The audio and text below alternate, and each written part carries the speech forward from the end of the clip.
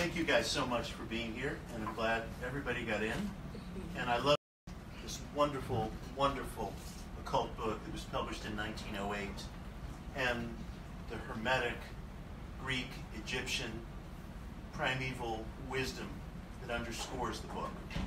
It's a book and a set of ideas that are so easy to underestimate, that are so easy to overlook. It's so easy to describe the Kybalion as kind of a novelty of occult publishing in the early 20th century. But as I've come to discover, probably just over the past year or so, there are beautiful, beautiful time capsules of ancient truths.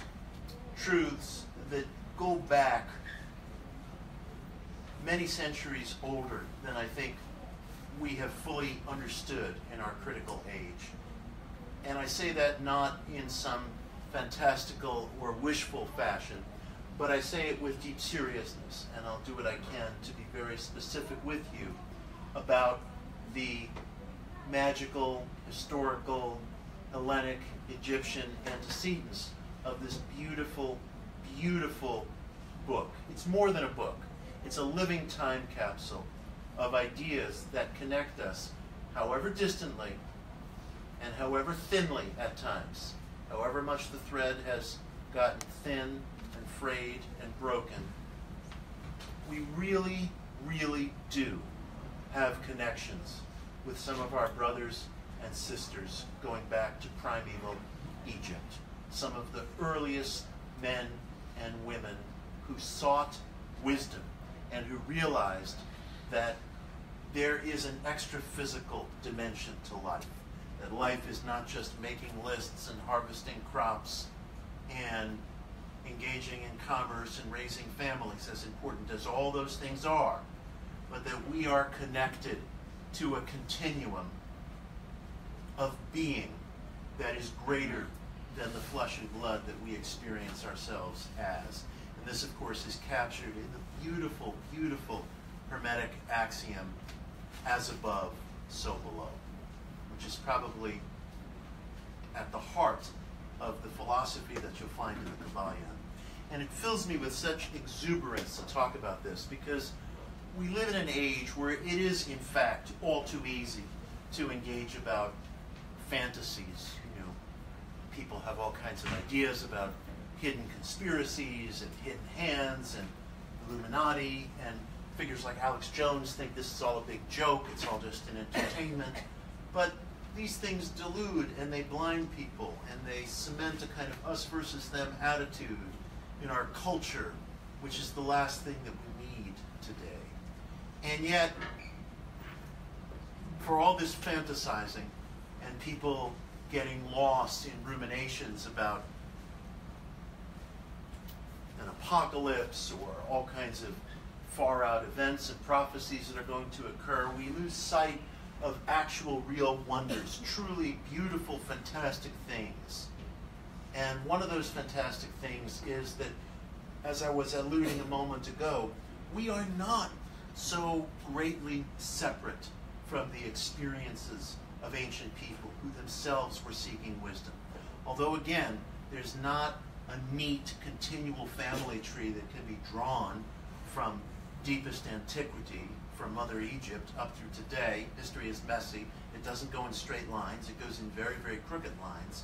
There are precious, precious core samples of Egyptian thought that I think have come down to us today. And it's remarkable how life will hide. It's remarkable how wisdom will hide. And some of these truly beautiful, beautiful ideas got encapsulated between the covers of this lovely, lovely, short but epic book, the Kybalion, that was first published in 1908. I want tonight's talk to be many things, but above all things, I want it to be practical. So I want to start by asking you to do a very, very small exercise, and let me reassure you, it is an entirely private exercise. If there's one thing I don't like about the New Age culture, it's this overshare of intimacy that tends to go on within our environs. I love the New Age, don't get me wrong, and I apply that term to myself. I think of New Age as therapeutic spirituality. I think of it as a wonderful net good for the world, as a spiritual opening that over the past century or so has given people lots of options. But I could do without the oversharing of intimacy sometimes. You're entitled to your privacy. So this is an exercise that I'm going to ask you to do, but you're going to do it in private. I'd like you to think of something that you deeply, deeply want in life. And I'd like you to be very self-disclosing and unembarrassed about whatever that something is. I think another one of the traps that we sometimes get into today in our modern alternative spiritual culture is that we repurpose terms like non-attachment or identification or ego, and we use these things almost like catechism in a certain way to indicate what's right and what's wrong. We're supposed to be above wanting mere material possessions, or if we display some trait that we find unattractive in ourselves, we attribute it to personality. And if we display some trait that we find appealing in ourselves, we think, oh, that must be essence. You know, and I'm not sure that any of these divisions, attachment, non-attachment, essence, personality, consciousness, ego, awareness, inner, outer, I'm not sure any of these dichotomies actually exist. They're just words that we form a kind of consensus definition around, and we use them sometimes to limit ourselves. So when I say I want you to think of something that you really want in life, it doesn't have to be something that you think is spiritually or ethically pristine. It just has to be honest. It just has to be honest. Because having emotion at the back of something can direct and unleash tremendous energies, and it's very important to be honest with yourself about what you want.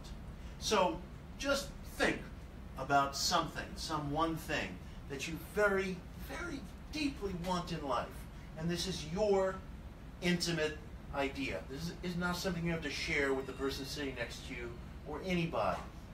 And I want you to be completely frank and honest with yourself.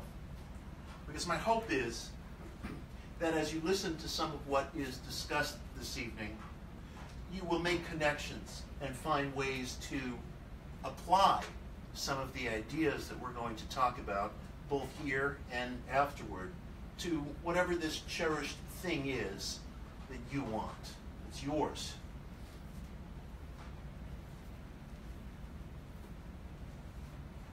Now, I had mentioned a few moments ago that it's easy, in a way, to dismiss a book like the Kybalion.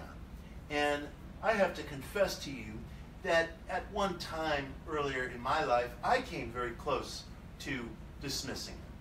I thought, based on a cursory reading, going back several years, that it was a book that contained some ideas from the New Thought or positive thinking tradition that were sort of dressed up in the dramatic garb of ancient Egyptian language, and that it was more or less a piece of theater, a novelty that got turned out of the occult culture of the early 20th century, where there were lots of novelties going on, and there continue to be today.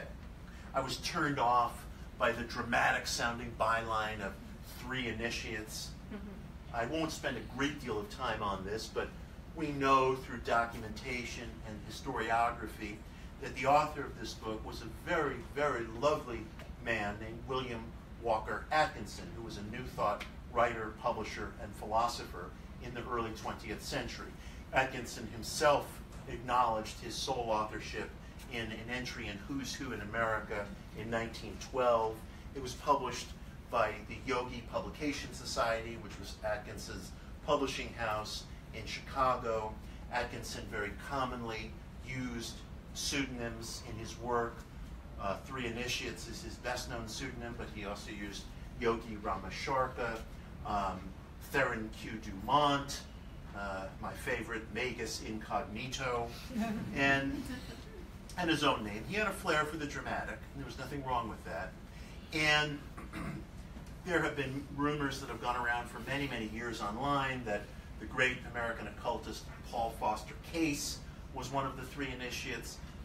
I don't think that holds up at all, because although Paul Foster Case and William Walker Atkinson did in fact both live and work in Chicago at the same time, at the time of this book's publication, Paul Foster Case would have been 24 years old, and he didn't really start to turn out his own book-length efforts until about 10 years later. So it's not likely that he was of the literary pedigree at that time in his life that he would have been one of Atkinson's collaborators. Atkinson was an enormously prolific man, and he had no problem turning out literally about 100 New Thought-themed books by the time of his death in California in 1932. So all sources pointed to Atkinson's authorship, and I thought to myself, well, this was just one of Atkinson's many projects in which he sort of took ideas from the New Thought tradition, from the tradition that teaches that thoughts are causative, from the tradition from which we draw concepts like the law of attraction, and he dressed it up in this ancient Greek Egyptian garb and issued it. It had some serviceable ideas, and that was that. I didn't really have much more of an appreciation for the book than just that. But life throws you these funny curveballs. And I got thrown a very strange curveball that returned me to the Kybalion. And this past summer, I read the book 5 times in a row consecutively. And I was absolutely enthralled with it.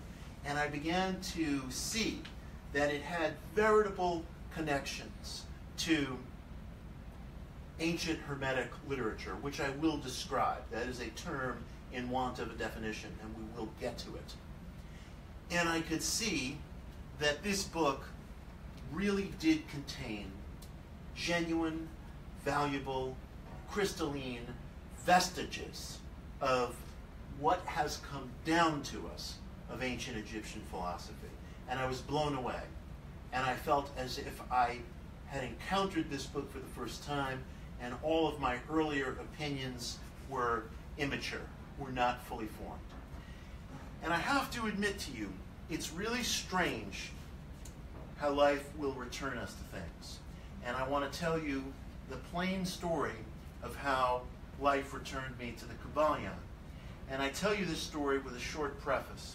The beautiful, beautiful spiritual teacher, Jiddu Krishnamurti, who I know many people in this room are familiar with, had an observation that has always put me in good stead.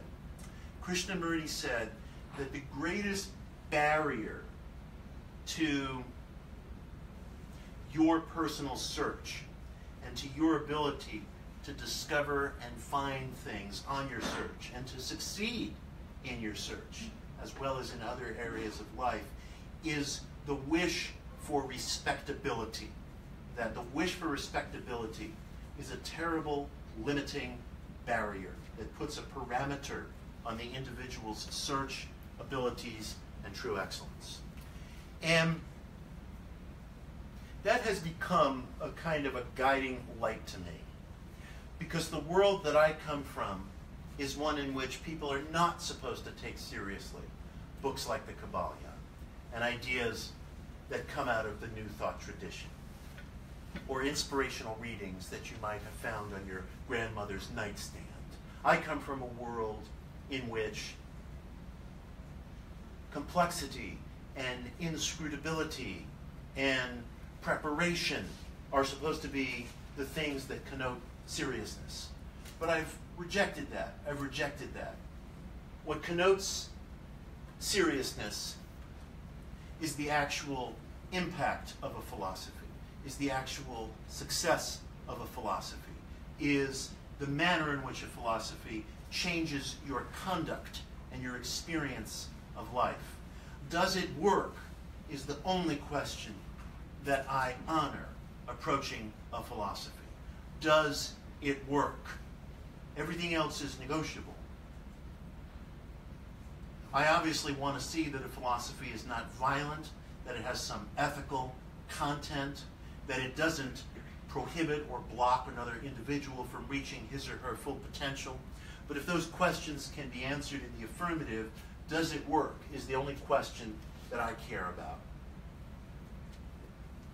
So in that vein, I want to tell you the story, briefly, of how I came back to the Kybalion, and then what I discovered. I found, to my astonishment and delight, that a figure who some of you in this room may have grown up with, as I did, was a very great fan of this book, a very dedicated, serious, lifelong admirer of this book. And I am speaking of the comedic actor Sherman Hemsley, who played George Jefferson on The Jeffersons.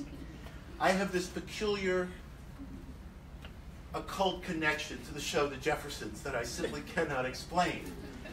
When I was in 5th grade, my classmates nicknamed me Mr. Bentley, after George's neighbor. You can't imagine what they were thinking.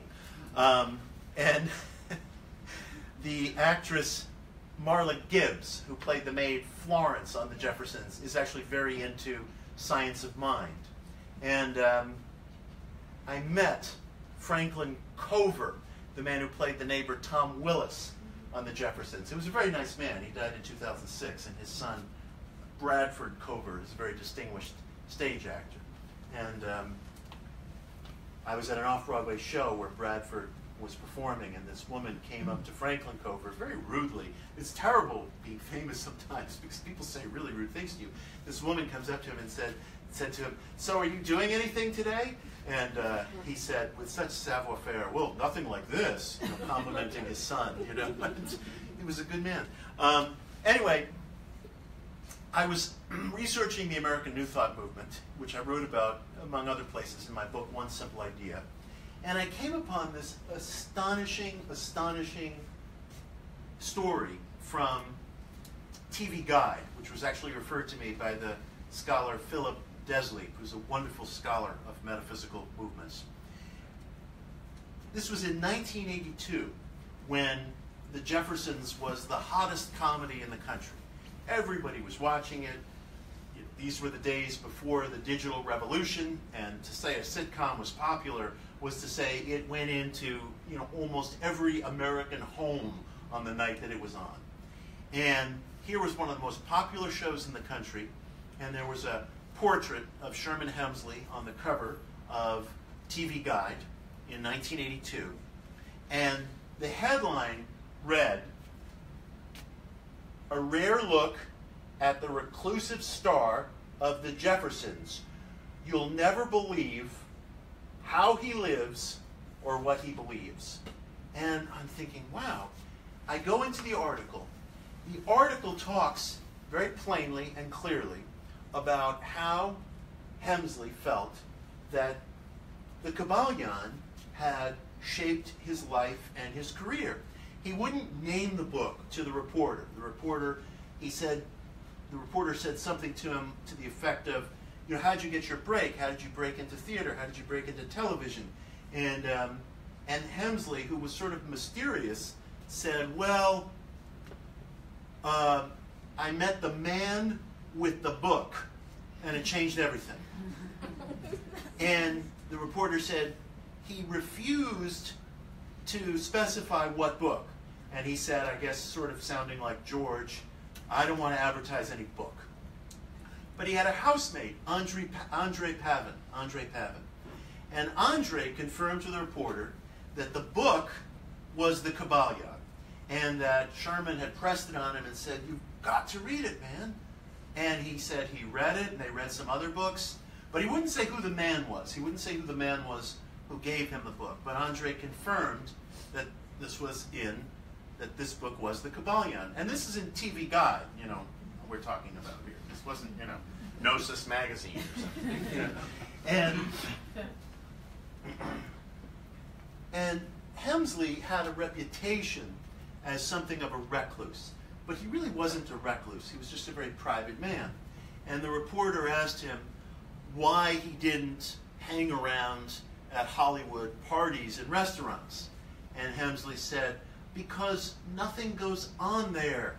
The only exciting things go on in the mind.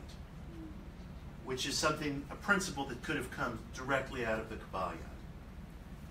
So I get very attracted to ideas based on the personas who are behind them or are adjacent to them. And I thought to myself, this is such a real-world figure, and this is such a real-world example of a very non-conforming man who achieved a pinnacle of success, who felt that the Kybalion was the turning point in his life.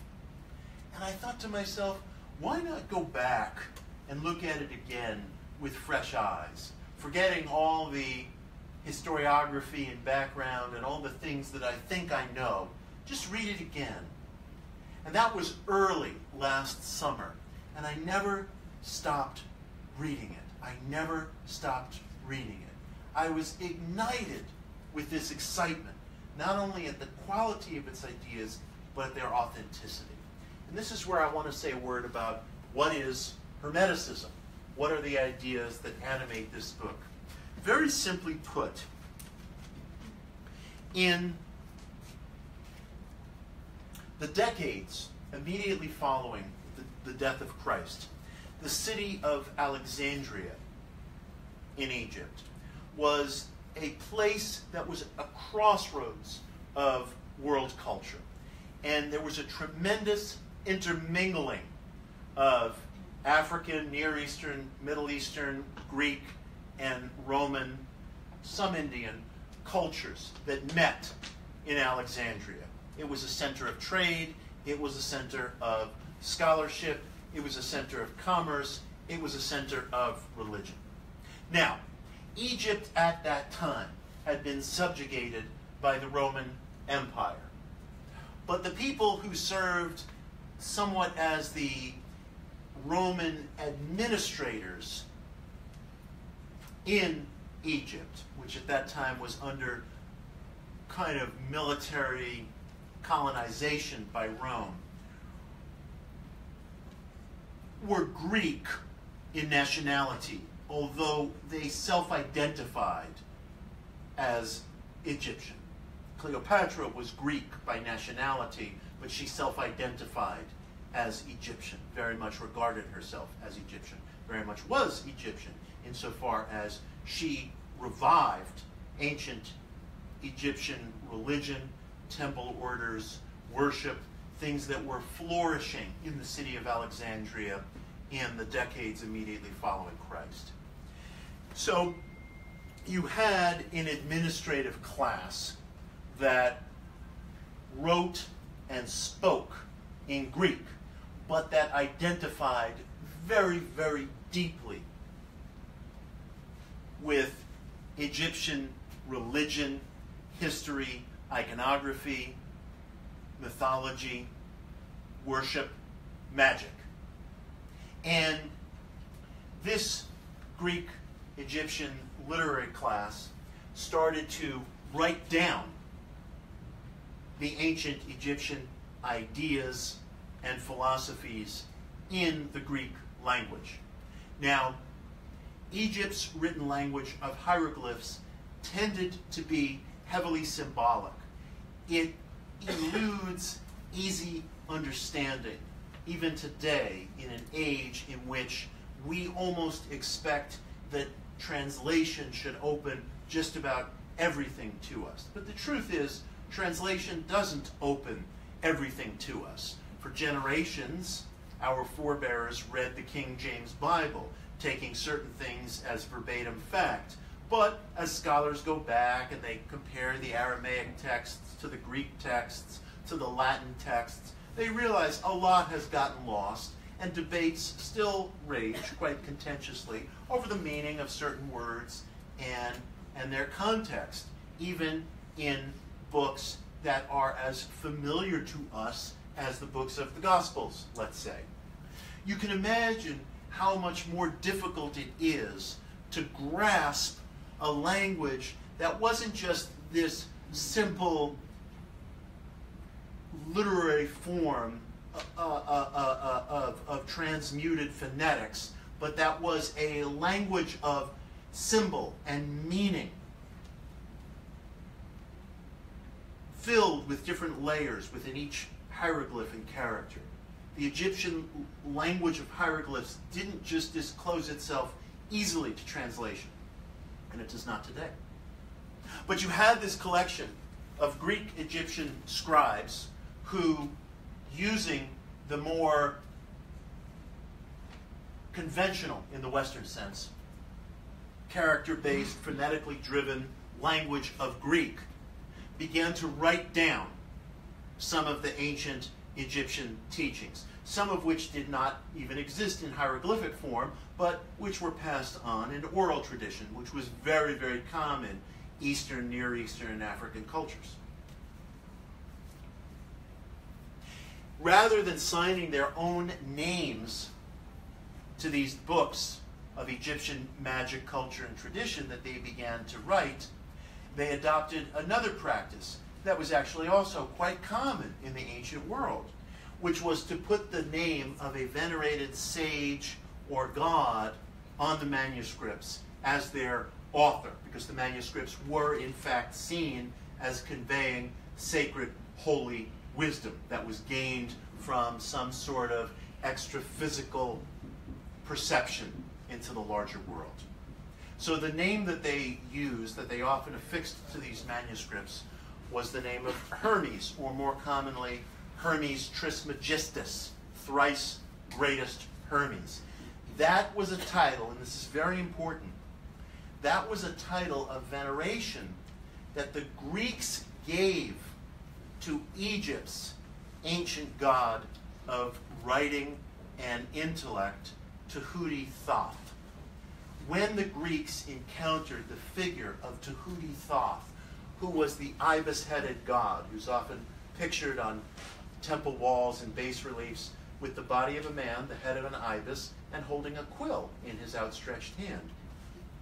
Thoth, Egypt's ancient god of intellect, reason, communication, was such an awesome figure, such an awe-inspiring figure of veneration to the Greeks. And this god, this ancient god of writing, so predated by many centuries the Greek god of communication, Hermes, who later, of course, became the Roman Mercury, that they said, this is the antecedent to our own god, Hermes. He's 3 times as great as our Hermes. So the Greeks referred to Thoth, Egypt's god of writing and intellect, as Hermes Trismegistus, thrice greatest Hermes. The first time you find that phrase, at least in the history that we've recorded thus far, is in 172 BC. So these Greek Egyptian scribes would affix the name Hermes or Hermes Trismegistus to these magical, philosophical, religious tracts that they were writing down. And this became known as the Hermetica, or the Hermetic literature. Now, jumping ahead, and you'll forgive me, I have to make leaps in history because we only have 90 minutes, and there's only so much that can be done. But jumping ahead to the Renaissance in Florence, Italy. Here, we're moving centuries ahead. And within the Renaissance mind, there was this great hunger to rediscover the ancient world. And there was this belief that somewhere out there, in these ancient empires that were no more, that had vanished during the Dark Ages, must be evidence of some kind of primeval theology that predated everything else, that was known within the Judeo-Christian world. And one day, in the year 1460, a monk comes to the court of the Florentine leader Cosimo de' Medici, who was a big chieftain in Renaissance Florence at that time. And he has these Greek manuscripts that were discovered somewhere in the Byzantine world that are actual authenticated copies of the Hermetic literature, written in Greek, attributed to Hermes Trismegistus, codifying ancient Egyptian religious, ethical, and magical ideas. And the leader, Cosimo, is absolutely shocked and delighted because he feels, and some of his court scholars feel, that this is evidence of this ancient primeval wisdom. And he has one of his primary translators, Marcello Ficino, discontinue translations of Plato and turn his attention to the Hermetic literature, which he translates from Greek into Latin. And he creates what is known today as the Corpus Hermeticum, which is a collection of books that comprise some of this ancient Hermetic literature. And to the Renaissance mind, this represented a body of ideas that could antedate Moses, that could stretch back to the time of Abraham, that spoke to this thirst for a primeval theology, something that predated everything else and from which the modern faiths grew out of. Now, later there was debate over the actual timeline of this Hermetic literature, and there were scholars who demonstrated that based on certain literary analysis, the literature had actually been written down in the decades following Christ. It didn't date back to latest antiquity. And because the timeline had to be rearranged and people's hopes that this Hermetic literature reflected something much older than the generations following Christ, because those hopes were challenged and dashed, eventually the Hermetic literature itself came to be seen as some sort of a fraud or a forgery or something that was chimerical, something that false fantasies and hopes had been attached to. And as the Renaissance gave way to the Age of Enlightenment, the Hermetic literature was viewed as something antiquated, compromised, inauthentic. People tended to view the Hermetic literature somewhat in the same way that years ago I had viewed the Kybalion as something that wasn't the real pristine wisdom that was sought, something that was an echo, that was imitative, that was mimicry. And this was a tremendous mistake that was made, I think, in the Western intellectual mindset that is actually slowly being redressed today. Because what scholars and translators failed to appreciate was this. Although the Hermetic literature itself, this ancient Egyptian literature, was written down in Greek in what we would consider late antiquity, in the centuries following Christ, although it was written down post-Christian era, it was based upon an oral tradition that itself had roots that may truly have gone back to a primeval Egyptian theology that the Renaissance mind was so hungry for. How do we know this? We know this because most of our ancient literature today, Homer, Plato, what you'll find in Scripture, the Vedas, the Dhammapada, the Tao Te Ching, most of this literature had its start in a form that predated written language that was oral in nature. Most tradition, most myths, most ancient dramas, most ancient philosophy, and you can find depiction of this in the Socratic dialogues themselves, began in oral form. That was its antecedent. There's no reason, based on consistency, to suppose that the Hermetic literature was some kind of schismatic exception to that. Now, you also find evidence in the Hermetic literature of other influences, Neoplatonic influences, early Christian influences, influences that come from some Greek philosophical schools, as well as influences that come from ancient Egypt. It is no easy job and no plain job to sort out where one influence begins and another ends. It's a mosaic. It's a melange. Ideas, like history, do not travel along straight lines. There's an intermingling. There's an intermixture. So the Hermetic literature represents, as you would expect, literary and intellectual and religious influences from its era. Greek, Egyptian, Jewish, all kinds of different strains of thought that were crisscrossing through Alexandria at the time. But there is without question, a spine of Egyptian magical philosophy that runs through this literature and that represents a core sample and a very, very precious sounding of Egyptian oral tradition that has been preserved to us in fragments and set down in Greek literary form.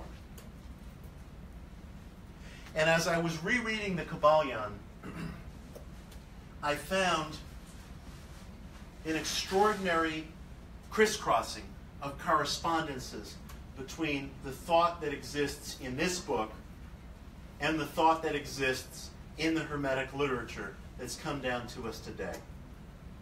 And that's why this is a book of such great and beautiful value. But its value can be measured only in your lived experience, in the degree to which these ideas play out in your life, because they are meant to be ideas that are useful, that are impactful, that are applicable.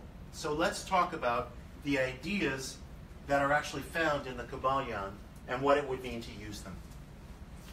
There are 7 principles in this book, and I want to walk through each one of the 7. Some I'm going to walk through very, very quickly. Some I'm going to spend more time on because I think they're more practical. The first principle is that all the universe is mental. And the supporting idea for that contention is the famous Hermetic principle, as above, so below. That's found in a manuscript that's called the Emerald Tablet, that is not very often grouped with the traditional Hermetic literature. The reason it's not grouped with the Hermetic literature is that for a long time it was thought to be a forgery that was just created in the medieval period.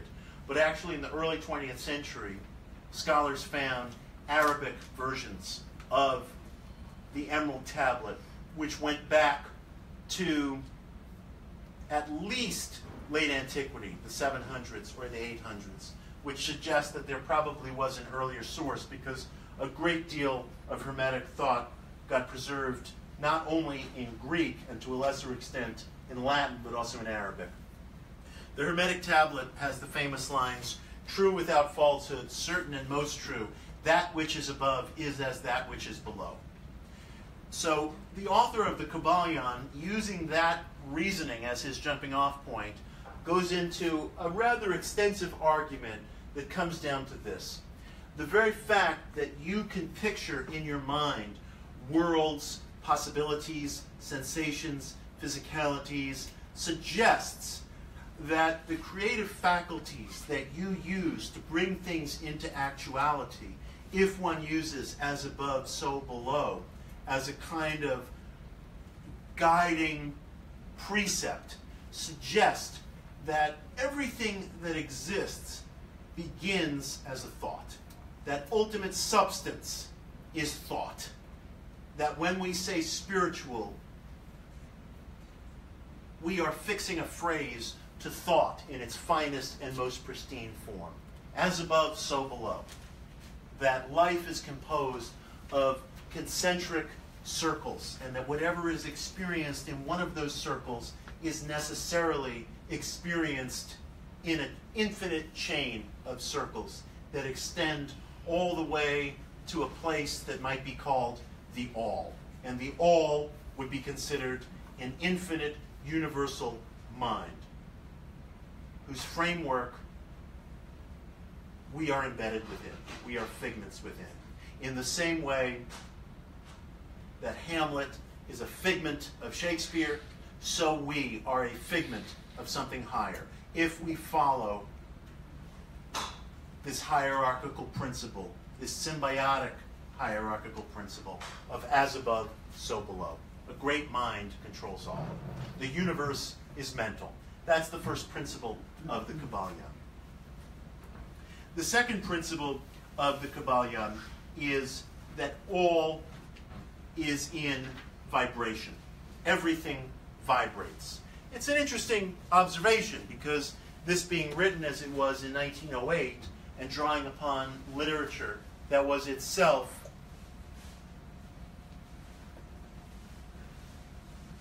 ancient to the point that it's difficult to actually define, you could have a discussion with a quantum physicist today, and he or she would agree, yes, everything is in vibration to the extent that we understand that particle science is such that particles are in a state of superposition. They only are at a fixed point on the subatomic scale when somebody attempts to take a measurement. There does seem to be a law of universal movement that prevails on the subatomic level. And the Kybalion, for its purposes, uses this insight to suggest that life is permeable. If all is mental,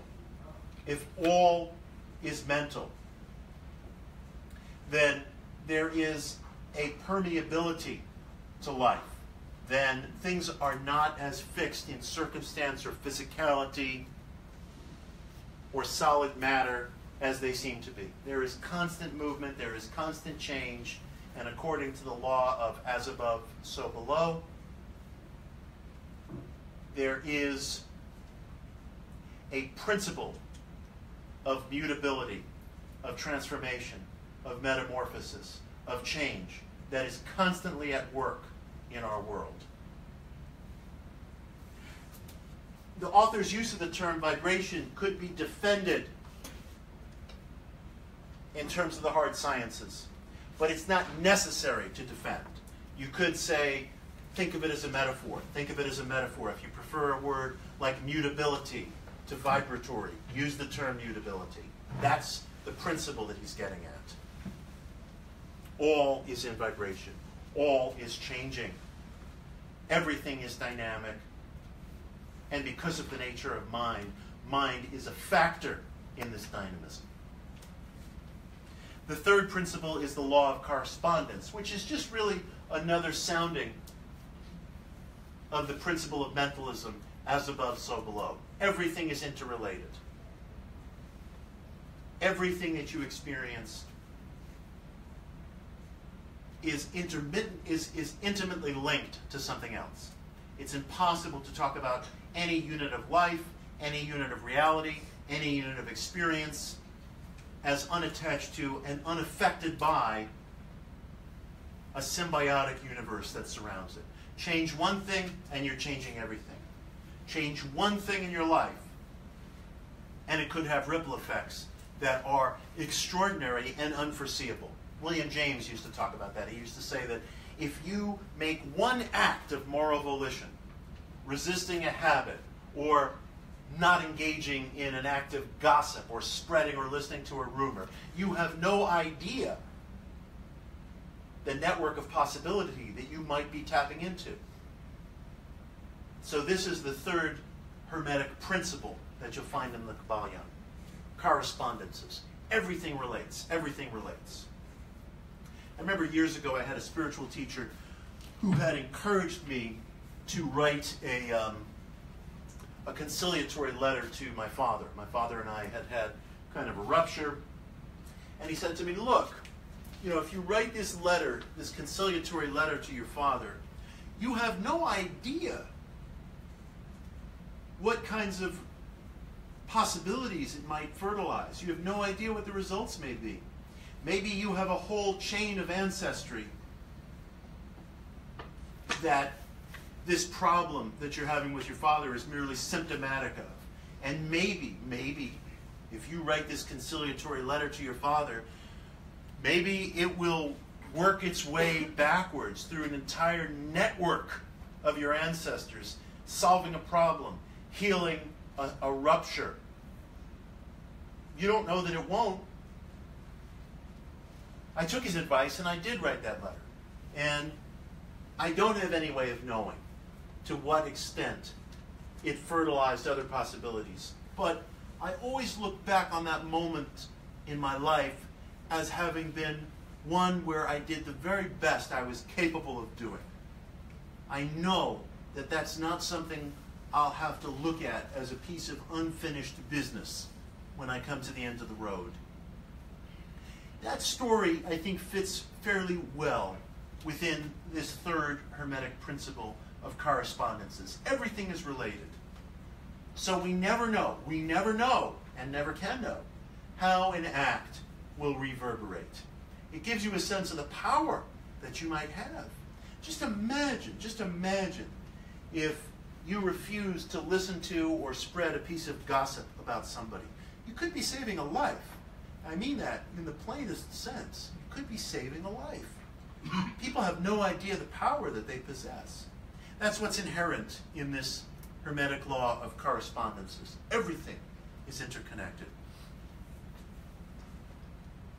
The fourth Hermetic law, and this is very important, is the law of polarity. The law of polarity. I think this may be the most crowning practical idea found in the Kybalion, and in a certain sense, I almost see everything in the book as a preface and an epilogue to this one idea, this idea of polarity. The concept is this, that everything in life belongs to a kind of sliding scale. And every emotion that you experience is simply the furthest point, or a point on that scale, that relates to an equal and opposite point. So for example, fear and courage are part of a sliding scale. Love and hate are part of a sliding scale. Enthusiasm and boredom are part of a sliding scale. Depression and exuberance are part of a sliding scale. And the insight of this fourth Hermetic principle of polarity is that you actually have the capacity to change an emotional experience that you are having to its polar opposite. As above, so below. And the way that you change this emotional experience to its polar opposite is by directing your will to the opposite principle and quality. So for example, if you're feeling fearful of something, whatever it may be, and you use every moral and emotional resource available to you, understanding that fear is the opposing polarity of courage, and you concentrate not on killing fear, but on cultivating courage, you will actually experience a sliding of the scale, a swinging of the pendulum, so to speak, from cowardice to courage. That's the contention of this principle of polarity. You see it all the time. People have feelings of profound love for somebody, and then they hate this person. When someone is found murdered, who's the first suspect? The person who's closest to them. The person who's closest to them. The dentist's wife is found murdered on Dateline. You know, who is always the killer? The dentist, you know. And the police will tell you this. It's the first thing they do. When they find a murder victim, the first thing they do is they say, okay, who was the person closest to this individual? And 9 times out of 10, they've got the perpetrator. 9 times out of 10. Passions are all on a sliding scale. And the contention, and it takes work, and it takes effort. And I don't want you to be discouraged if you try it and it doesn't work, because this is our lives. I mean, these are things that have been cemented into us since our earliest days. It shouldn't be easy. But the contention is that everything has its polar opposite. And this is true not just in our emotional lives, but it's true physically as well. hot and cold and parched and aquified, gaseous and solid. Depending upon changes in conditions, things will change to their opposite. But what you must watch for is this. You have to pinpoint what is the opposite of this actual state. You can't change something to a thing that's outside of its category. So, for example, you can't change depression to baloney. That does not work within the cosmic framework that we have to function within. But you can change depression to exuberance. You cannot change something that is completely unrelated into some imagined opposite form. A mineral can't be changed into a bird. Okay?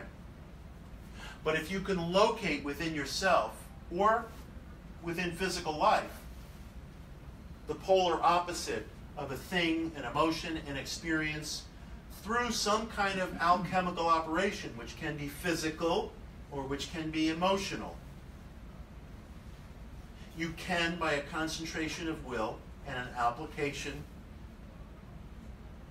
of cause and effect steps, slide that scale. Slide that scale. That is the contention. That is the contention. So again, you would have love on one end of the polar scale. You would have hate on the other end of the polar scale. You would have a variety of degrees in between. The contention is that because everything that is a thing is composed of polarities, you can, through alchemical, physical, psychological, emotional means, transform things into their opposite. You have that power. You have that ability.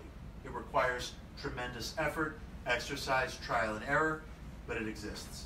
That's the contention of the chapter of the principle of polarity. That is principle 4. Principle 5 is rhythm, which relates very closely to the principle of polarity. Rhythm is really, in some respects, a restatement of the principle of polarity. It's the idea that life is pendulous. Life is pendulous, and circumstances change. And there is a constant dynamic change going on, and you can use one law against another law to benefit from these changes.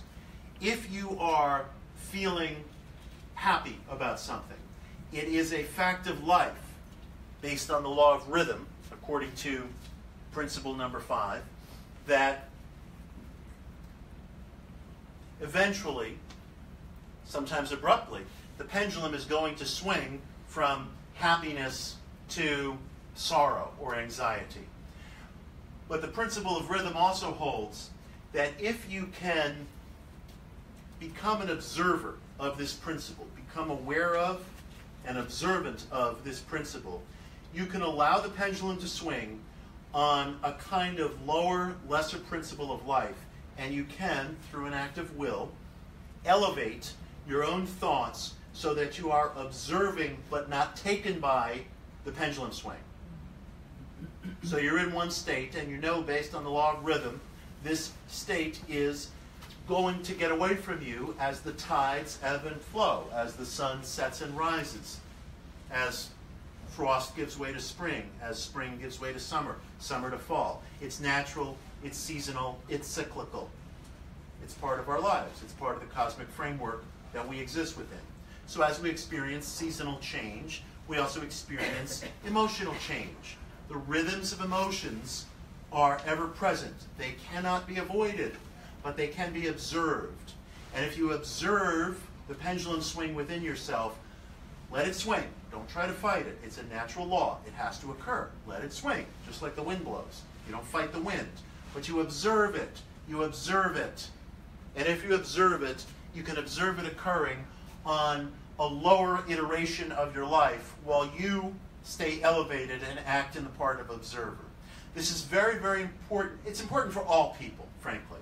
It's very important for people who are of an artistic temperament, because I think it is indelible and basic to the artist that these rhythmic changes are very keenly and intensively felt. And they shouldn't be fought. That's part of what gives the artist his or her temperament. It's necessary. The artist is blessed with feeling things with a certain degree of intensity. Many, many people have observed that there is this kind of rhythmic, pendulous swing that goes on with a great intensity in the artistic personality. It's necessary, it's natural, it's right, it's good, it fosters creation, but it can also be painful. It can also be painful. The idea is not to get away from it and not to fight it. It is to observe it and try to occupy a sphere of life. And there are higher spheres of life within us, just as there are within the physical universe, as above, so below, from which we can observe things and not feel that the totality of ourselves is taken with the swing, the rhythmic swing. So that is principle number 5, rhythm. Principle number 6 is the principle of cause and effect. Cause and effect. The idea behind this principle is that everything in life is lawful in a certain sense. Everything in life has some antecedent, some cause. Even if you will discover symmetries in life. If you take a coin and you flip it X number of times, eventually heads and tails will even out. It's the kind of thing we're apt to look at and say, well, big deal, so what? Well, it's rather extraordinary because it demonstrates on the simplest level that there is a lawful, predictable outcome within the cosmic framework that we live within. It's literally impossible that if you take a penny and flip it over 10,000 times, you'll come up with 10,000 heads or 10,000 tails. It's impossible. Nor is it even possible that you will deviate more than a very few points from a 50-50 outcome. Why would that be? Why would that be? Why shouldn't you get 10,000 heads or 10,000 tails or 9,000 heads? I mean, if you were even to get 6,000 of one side, if you did 10,000 flips, the odds would be astronomically slender that such a thing could ever happen. It would violate all known laws. And yet, even that simple example demonstrates that there is a cause and effect at work behind circumstance in this world that we live in. The question is determining what that cause and effect is. It's not always easy to make that determination, and it's not always possible to make that determination. Sometimes a cause may go back to antiquity. I mean, why are we sitting here tonight talking about Hermeticism? Some of our brothers and sisters could have been sitting in an Egyptian temple in the era of Cleopatra in the city of Alexandria, literally, in whatever tongue they were speaking, having the same conversation, and maybe somebody said, you know, we ought to write this down. You know, ask Julius, he'll write it down. You know, maybe that's why we're talking tonight. You know, I have no idea. But the notion of Principle 6, cause and effect, is that nothing is random, nothing is coincidental, nothing is happenstance, nothing is purely accidental. Everything follows some timeline of events that makes the outcome the only possible outcome that could have happened. The question is, have we the perspective to see what that timeline is and to get involved in it? Sometimes we do. Sometimes you can use these laws to actually change an outcome. Sometimes we don't have the perspective. The series of events are too vast, too epic, too ancient. Or perhaps we just don't have all the information that's at hand. I'm absolutely awestruck at the paucity of facts that I have in my life. Now, I want to make a judgment call about something. I have some attitude about someone's behavior. And I'm so completely bereft of facts. I am really just operating off of a script that's based upon things that I've thought or done previously in life. And that script, if I really stop to look at it, is terrifyingly limited. Almost all of my responses to things in life seem to be about one of 20 things. It's absolutely terrifying. We think of ourselves as these free beings, but almost everything I do in life comes down to 1 out of 20 choices. Almost always with very few facts bearing upon my choices. Rather, I am reading off of a psychological script that I've written based upon attitudes or temperament or things that were formed very early in me. And as if I have 20 stick-of notes up on the wall, I'm taking down one of my stick-of notes. Oh, here's where I'm indignant. Here's where I'm afraid. Here's where I, try to be intimidating. Here's where I do this. Here's where I avoid, And there's only about 20 stick-of notes on that wall. And it's terrifying to think of, because we're filled with these possibilities. And we live in a universe where everything has this grand cause and effect behind it. And rather than seeking facts, I take down one of my stick-of notes. So again, there are times where cause and effect cannot be known, where the facts just might not be available to us. But at least let's hold the question. At least let's hold the question. Let's realize that with this sixth Hermetic law, the law of cause and effect, we're told there is an orderly progression of events. The flipping of a coin itself teaches us that. So if there's an orderly progression that we can see in an example like that, again, as above, so below, that example can be writ more largely in other areas of our lives if only we could see it. If only we can see it. It may not be given to us to see it. There might be 100 facts that we need to know, and we might have only 10. But let's at least hold the thought that we don't know. Hold the question. Hold the question. We don't know the factors that are going on behind something. We think we do, but that's a trap. We don't. And the Hermetic principle of cause and effect tells us that we don't. That things don't just happen, and they don't just belong to that script that I've reduced to stick-em notes on my wall, and I take them down when I want a response. There's something much more going on. What is it? Hold that question. And the seventh and final Hermetic principle that the book explores is the principle of mental gender. Mental gender. That we are all within us, and nature, the cosmos, everything that is, has within it masculine and feminine principles. Masculine and feminine principles. The world and all that exists stands on this principle. This idea that you have to have an intermingling of a masculine and feminine principle and some kind of a reconciling result. Some kind of a reconciling result.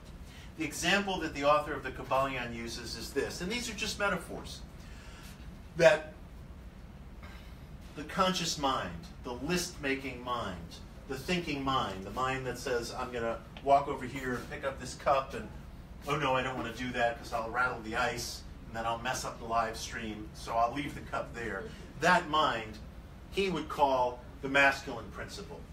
The subconscious mind, the mind that creates, the mind that actually gives birth to the creative idea, he refers to as the feminine principle. And that if properly directed by will, which the author sees as a kind of life essence, that almost as the all stands above known reality, the will in you stands above known reality in your life. This thing that he calls the will can direct the masculine principle, the thinking, list-making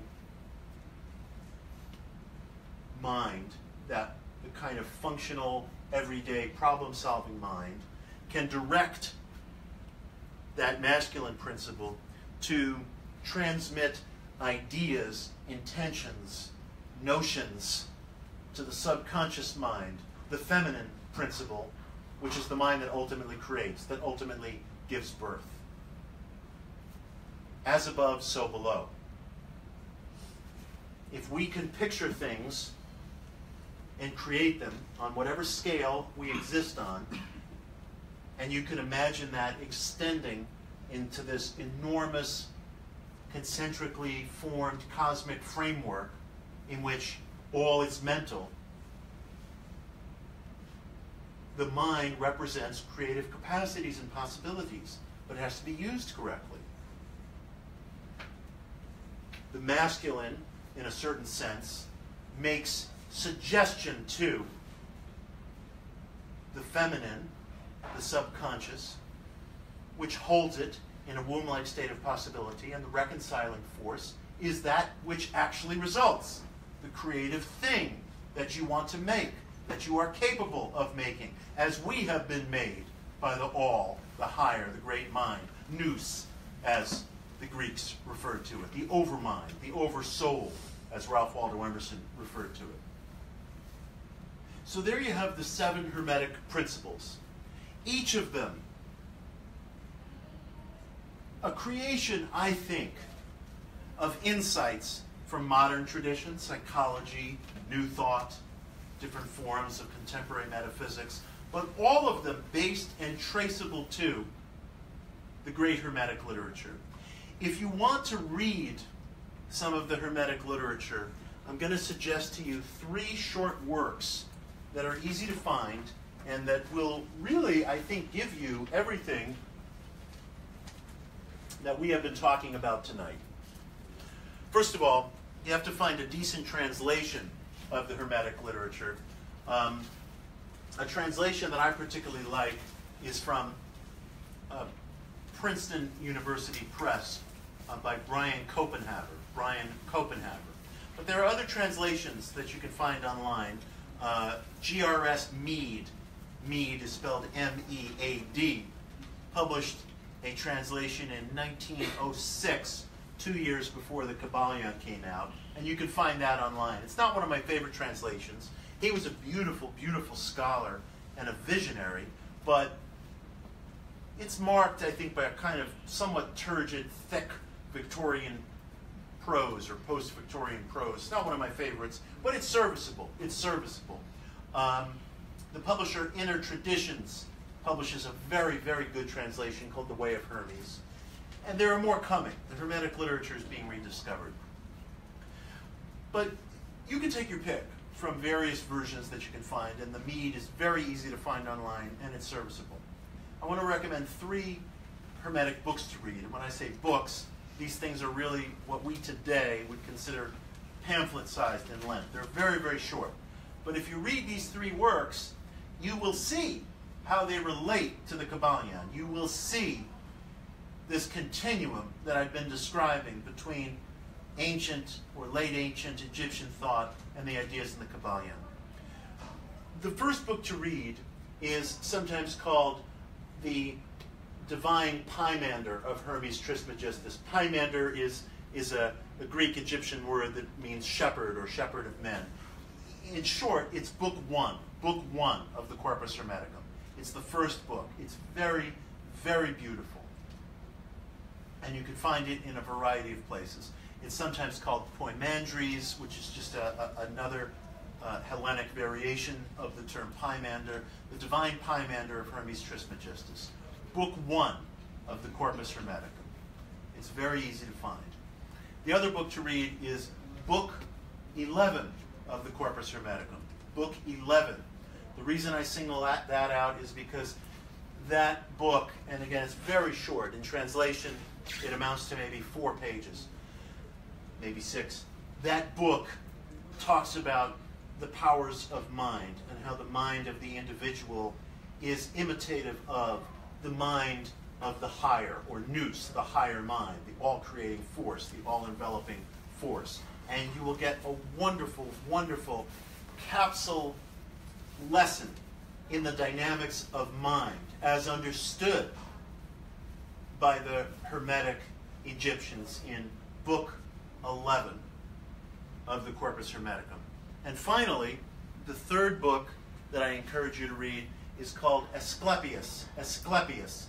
It's a book that is not traditionally grouped with the Corpus Hermeticum, but it's very easy to find. The reason it's not grouped with the Corpus Hermeticum is that its original Greek source has not been found. It came down to us only in Latin, but there are Greek fragments of it. So it's considered to be of the same vintage as the other Hermetic books. It's a very, very beautiful dialogue, and it will make you cry because not only is it filled with wonderful ideas, but it's a prophecy of Egypt's decline. It's a prophecy of Egypt's decline. In fact, the epigraph of my book, Occult America, is taken from Asclepius, and it reads, "O Egypt, Egypt, thy religion will be reduced to only fables." And it prophesies Egypt's decline under Roman domination. It's a very, very beautiful book, filled with ideas, filled with ideas. But embedded within that prophecy is also a foresight of the revival of the ancient gods, the revival of the ancient gods. And I want to close tonight on that note. You know, sometimes all this talk of using the agencies of the mind can be very frustrating to people because the truth is, and I go through this myself and I go through it all the time, there are periods where we are defeated by personal crisis, by emotional anguish, by depression, by disappointment, by sorrow.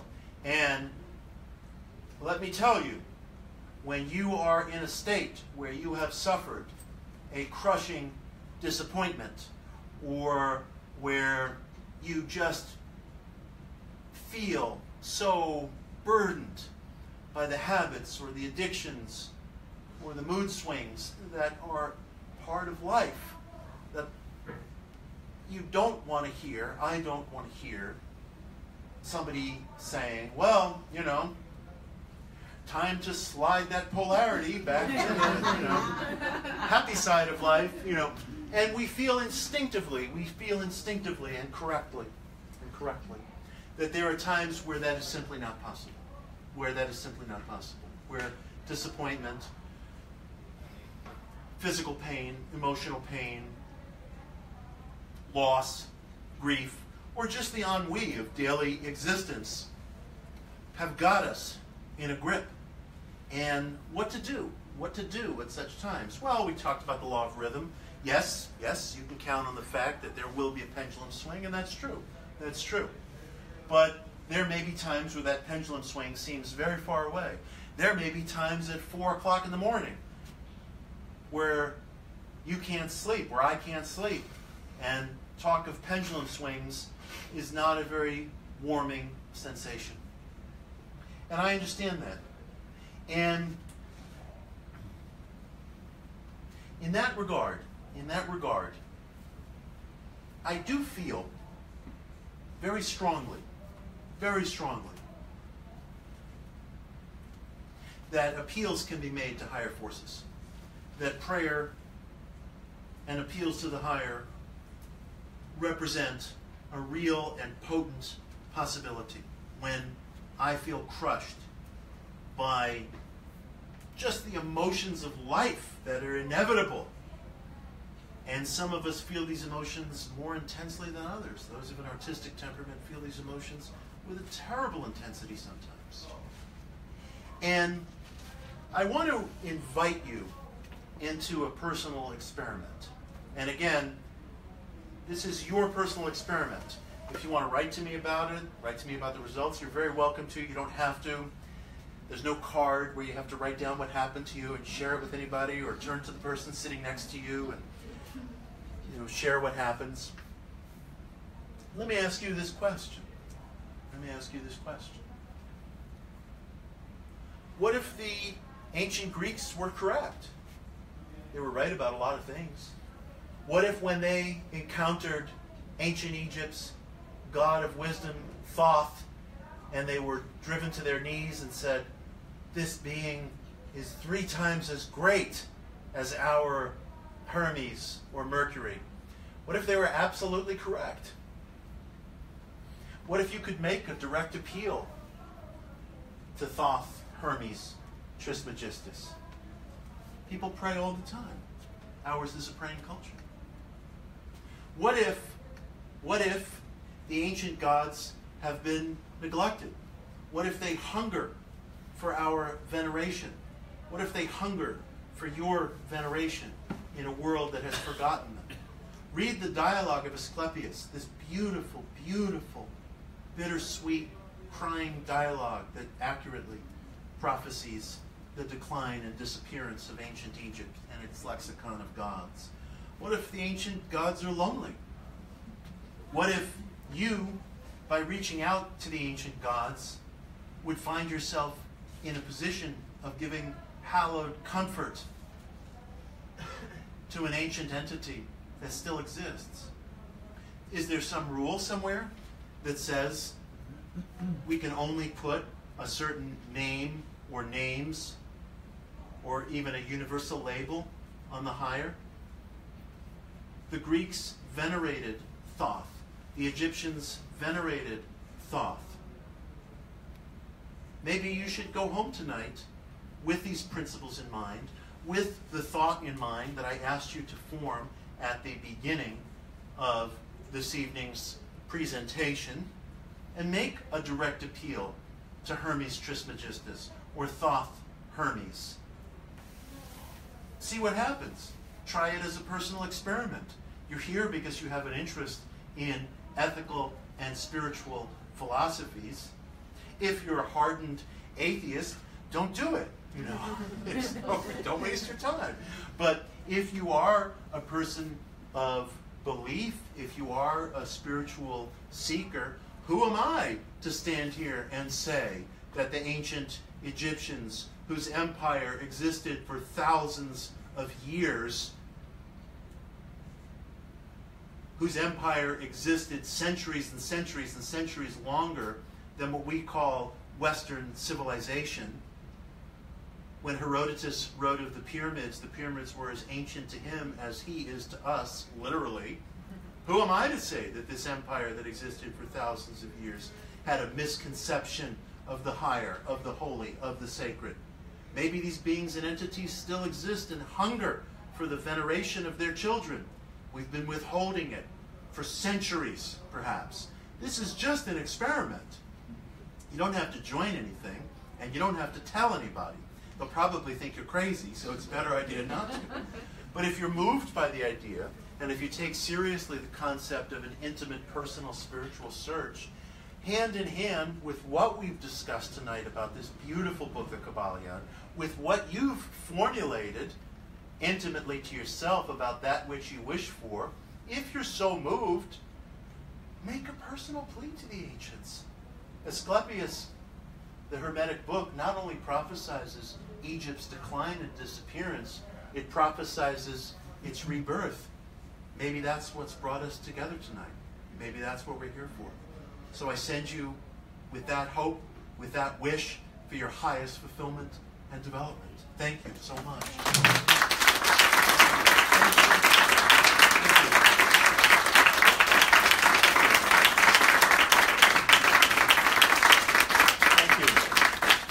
We're running late. Do we have time for some questions and answers? A few. A few? Probably. Okay.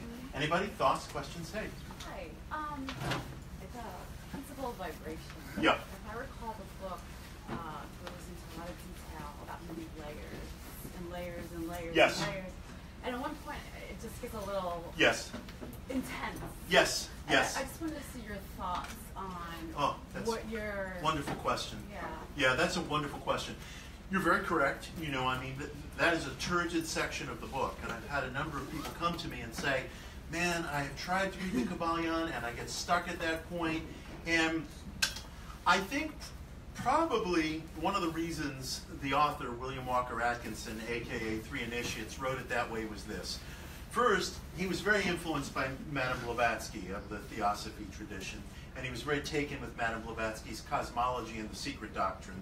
And the secret doctrine is nothing if not verbose in matters of cosmology. And I think he felt it brought seriousness to the book if he really explored the idea of these different corresponding levels of reality and how the vibrations of one affect the other.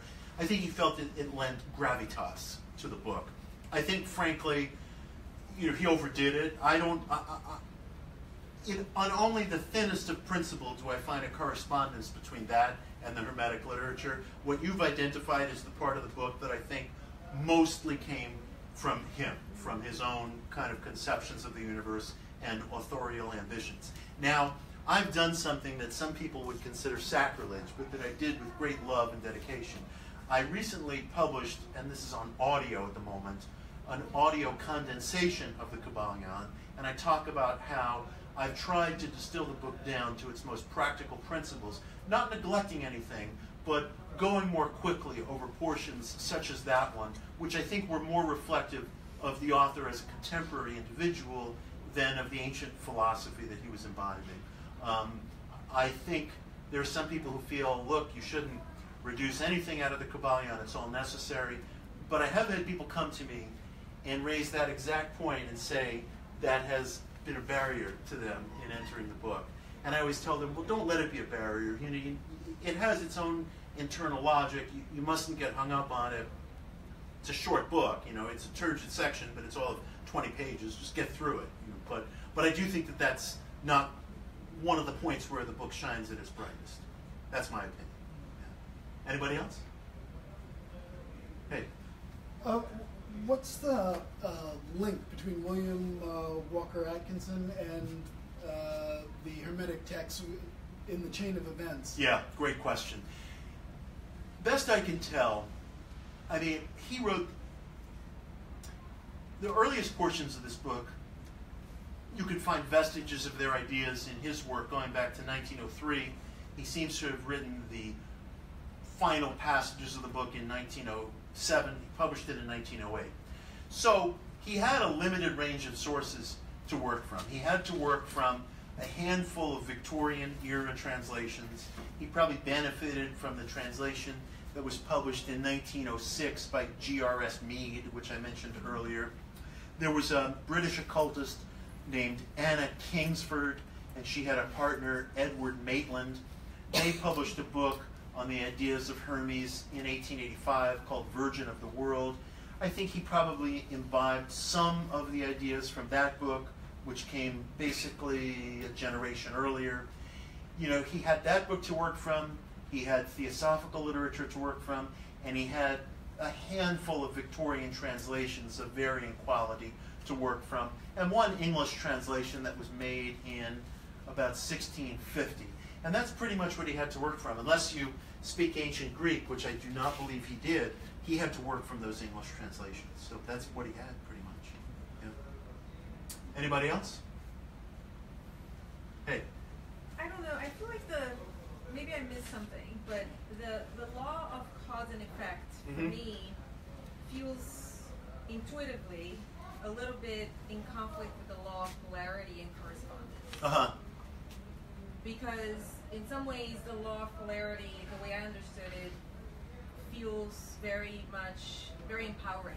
Yes, right. Whereas the law of cause and effect limits that power. I see, right. So it's almost like there's a push and pull between the two. Yeah, that's a good point. That's a good point.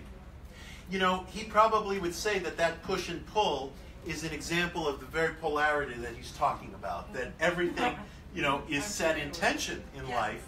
And he did say that we as individuals, you said one law feels kind of empowering and the other feels somewhat limiting in a certain sense. He did say that we do function under limits, that we as individuals do have to function into a cosmic framework where, for example, there is physical decay. And even though everything is mind, we are figments of a mental creation that nonetheless have to experience as real those things that have been set down within our cosmic framework. So he would say that we have unbelievable abilities to become much greater than what we think we can be, but we do still function under certain limitations, parameters, and laws within this cosmic framework. And he would probably say, I think your intuition is absolutely correct. I think he would say that the limits that you're sensing are inherent in an idea like cause and effect are in fact right, that we do experience certain limits. Physical decline being like one. We're playing the playground, but we're limited by the bounds of the playground. I think he would say you're right. I think he would say you're right. And it's a tough thing to wrestle with because we want to feel that we're part of the intimate, the infinite. And he would say you are part of the infinite, you are part of the infinite, but you're part of it in an act of becoming. You still have to function within the sphere or the playground that we're within. I think you're right. Hey. Doesn't that relate to holding the tensions of the opposites? Yes. I mean, the idea of polarity is that an emotion, an experience, a thing can be transformed to its opposite, but it can't be transformed to something that's completely outside of the sliding scale that it belongs to. No, but what I'm referring to is that when you've got these tensions, when you have these tensions within you, Mm-hmm. and it's not acting out, you're allowing both of these dynamics to live. Yes. And a third thing comes through. He would say, first of all, that there's always going to be a rhythmic motion between the two tensions, but that, yes, you have one that can be, he said that gender is a basic law of life, mental gender, physical gender, cosmic gender, and that these opposing things that you're experiencing that are in tension will give birth to some reconciling thing. Yes, that's absolutely right. That's part of the workings of the laws he outlines. Yeah, yeah. Cool, great. Anybody else? We good? Well, thank you. Thank you. Everybody.